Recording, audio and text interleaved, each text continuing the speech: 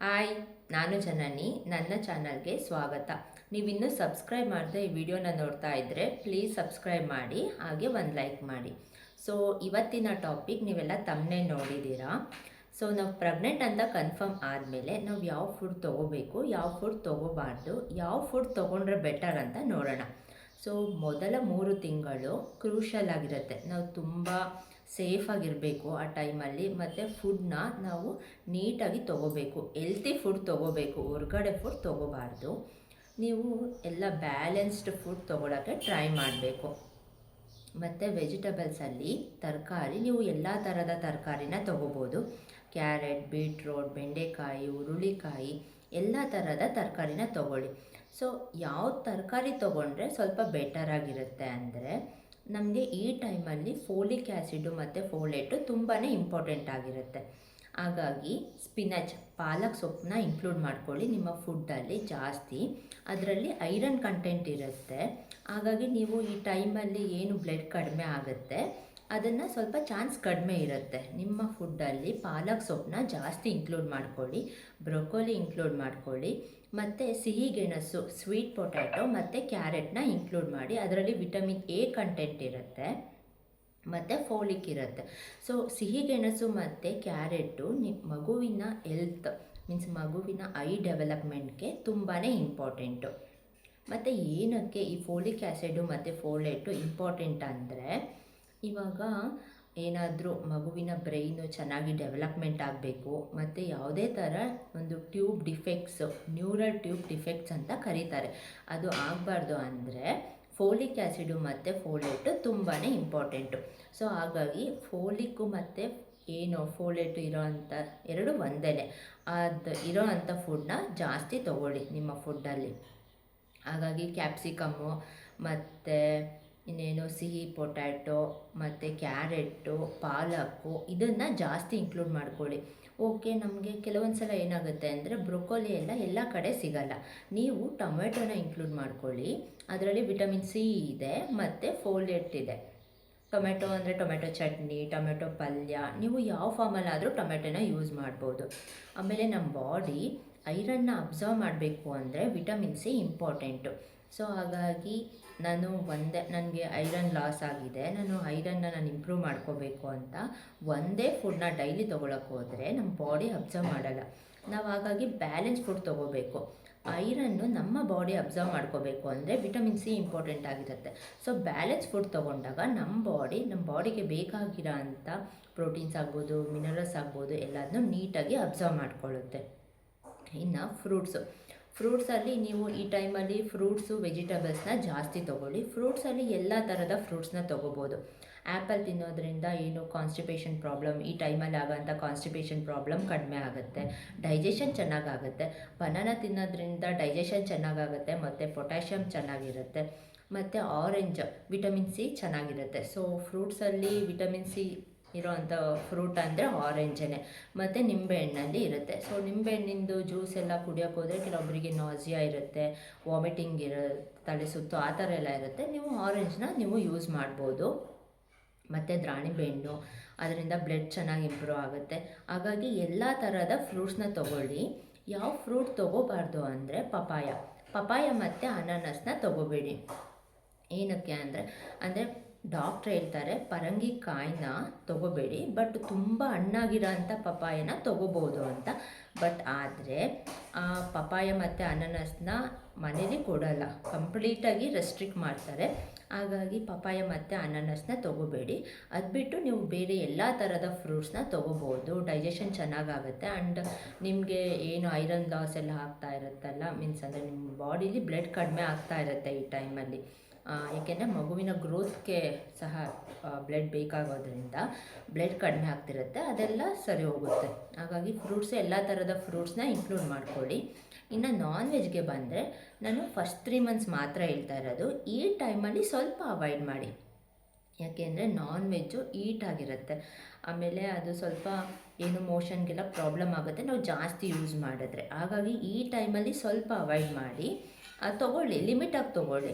ನೀವು non veg ತೊಗೋಬೇಕಾದ್ರೆ ಅದ್ರ ಜೊತೆ ಜಾಸ್ತಿ ತರಕಾರಿ, ಫ್ರೂಟ್ಸು ಈ ರೀತಿನ ಇನ್ಕ್ಲೂಡ್ ಮಾಡ್ಕೊಳ್ಳಿ. ಇನ್ನು ಡ್ರೈ ಫ್ರೂಟ್ಸು ಫಸ್ಟ್ 3 ಮಂತ್ಸ್ ಬೇಡ ಅಂತ ನಮ್ಮ ಡಾಕ್ಟರ್ ಹೇಳಿದರು. ನೀವು ನಿಮ್ಮ ಡಾಕ್ಟರ್ನ ಸಜೆಷನ್ ಮೇಲೆ ತೊಗೊಳ್ಳಿ. ಬಾದಾಮಿ ಬೇಕಾದರೆ ಡೈಲಿ 1-3 ತೊಗೋಬೋದು. ಆದರೆ ಎಲ್ಲ ಥರದ ಡ್ರೈ ಫ್ರೂಟ್ಸ್ನ ಫಸ್ಟ್ 3 ಮಂತ್ಸು ಸ್ವಲ್ಪ ಅವಾಯ್ಡ್ ಮಾಡಿ, ಜಾಸ್ತಿ ಕ್ವಾಂಟಿಟಿಲಿ ತೊಗೋಬೇಡಿ. ಅದರಲ್ಲಿ ಪ್ರೋಟೀನ್ ಕಂಟೆಂಟ್ ಎಲ್ಲ ಚೆನ್ನಾಗಿರುತ್ತೆ, ಹೆಲ್ತ್ಗೆ ತುಂಬಾ ಒಳ್ಳೆಯದು. ಬಟ್ ಈ ಟೈಮಲ್ಲಿ ಜಾಸ್ತಿ ಕ್ವಾಂಟಿಟಿಲಿ ಬೇಡ, ಯಾಕೆಂದರೆ ಅದ್ರದ್ದು ಬಾಡಿನ ಈಟ್ ಮಾಡುತ್ತೆ. ಸೊ ನಾವು ಈಗ ಒಂದು ಸ್ವಲ್ಪ ಸೆನ್ಸಿಟಿವ್ ಸ್ಟೇಜಲ್ಲಿ ಇರೋದ್ರಿಂದ ಡ್ರೈ ಫ್ರೂಟ್ಸ್ನ ಸ್ವಲ್ಪ ಅವಾಯ್ಡ್ ಮಾಡಿ. ನೀವು 3 ಮಂತ್ಸ್ ಆದಮೇಲೆ ಇನ್ಕ್ಲೂಡ್ ಮಾಡ್ಕೊಳ್ಳಿ. ಆಮೇಲೆ ಎಳ್ನೀರು ಕುಡಿಬೋದು. ನೀವು ಯಾವ ಟೈಮಲ್ಲಾದರೂ 1 ರಿಂದ 9 ತಿಂಗಳವರೆಗೂ ನೀವು ಯಾವ ಟೈಮಲ್ಲಾದರೂ ಎಳ್ನೀರನ್ನ ಕುಡೀರಿ. ಅದರಿಂದ ಬೇಬಿಗಾಗಲಿ ನಿಮಗಾಗಲಿ ಯಾವುದೇ ಥರ ಪ್ರಾಬ್ಲಮ್ ಆಗಲ್ಲ. ಇನ್ ಕೇಸ್ ನಿಮಗೆ ಪ್ರೆಗ್ನೆನ್ಸಿಲಿ ಶುಗರ್ ಬಂದಿದ್ದರೂ ಎಳ್ನೀರು ಯಾವುದೇ ಥರ ಬ್ಯಾಡಾಗಿ ಎಫೆಕ್ಟ್ ಕೊಡಲ್ಲ. ನೀವು ಒಂದಿನ ಬಿಟ್ಟು ಒಂದಿನ ಎಳ್ನೀರು ಯೂಸ್ ಮಾಡ್ಬೋದು. ಇಲ್ಲ ನಿಮಗೆ ಯಾವುದೇ ಥರ ಶುಗರ್ ಇಲ್ಲ, ಎಳ್ನೀರಿದೆ ಅನ್ನೋದಾದರೆ ನೀವು ಡೈಲಿ ಎಳ್ನೀರು ಕುಡಿಬೋದು, ಯಾವುದೇ ಥರ ಪ್ರಾಬ್ಲಮ್ ಆಗಲ್ಲ. ಆ್ಯಂಡ್ ಇಂಪಾರ್ಟೆಂಟಾಗಿ ಹೆಲ್ತಿ ಫುಡ್, ಮನೇಲಿ ಮಾಡಿರುವಂಥ ಫುಡ್. ಹೆಲ್ತಿ ಫುಡ್ ಅಂದರೆ ಮನೇಲಿ ನಾವೇನು ಪ್ರಿಪೇರ್ ಮಾಡ್ತೀವಿ ಆ ಫುಡ್ನ ತೊಗೊಳ್ಳಿ. ಈ ಟೈಮಲ್ಲಿ ಹೊರಗಡೆ ಫುಡ್ ತೊಗೋಬೇಡಿ.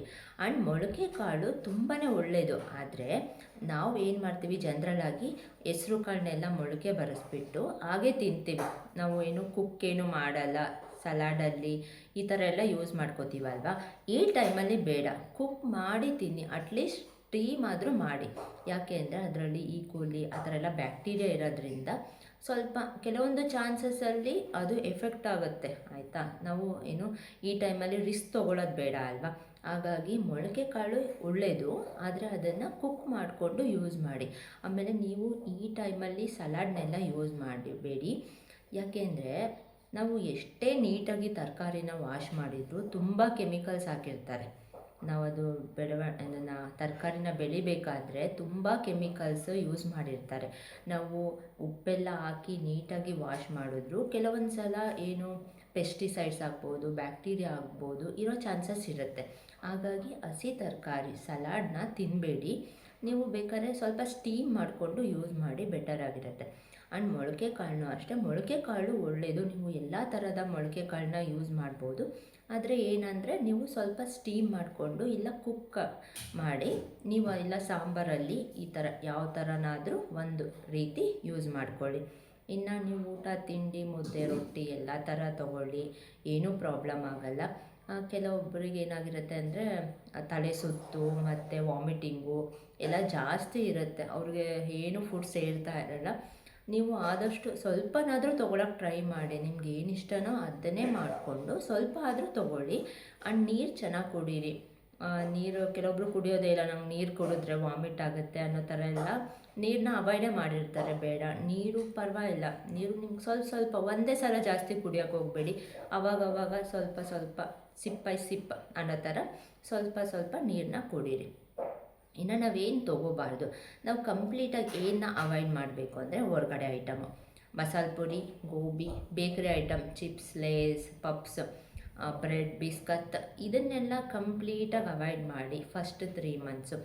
ಆ್ಯಂಡ್ ಕೆಲವೊಬ್ಬರು ಸ್ವೀಟ್ಸ್, ಡೈರಿ ಮಿಲ್ಕ್ ಎಲ್ಲ ಜಾಸ್ತಿ ತಿನ್ನೋ ಥರ ಇರ್ತಾರೆ, ಅದೆಲ್ಲ ಬೇಡ. ಯಾಕೆಂದರೆ ನಾನು ಆಗಲೇ ಹೇಳ್ದಂಗೆ ಒಂಥರ ಕ್ರೂಷಿಯಲ್ ಪೀರಿಯಡ್ ಆಗಿರೋದ್ರಿಂದ ಹೊರಗಡೆ ಐಟಮು ನೀವು ಫಸ್ಟ್ 3 ಮಂತ್ಸ್ ಆದಮೇಲೆ ಅಪರೂಪಕ್ಕೆ ಒಂದೊಂದು ಸಲ ಯೂಸ್ ಮಾಡ್ಕೊಳ್ಳಿ, ಪರವಾಗಿಲ್ಲ. ಬಟ್ ಫಸ್ಟ್ 3 ಮಂತ್ಸು ಈ ಥರ ಫುಡ್ನ ಕಂಪ್ಲೀಟಾಗಿ ಅವಾಯ್ಡ್ ಮಾಡಿ. ಮನೇಲೇ ನಿಮ್ಗೆ ಏನು ಬೇಕೋ ಅದನ್ನು ಮಾಡ್ಕೊತೀನಿ.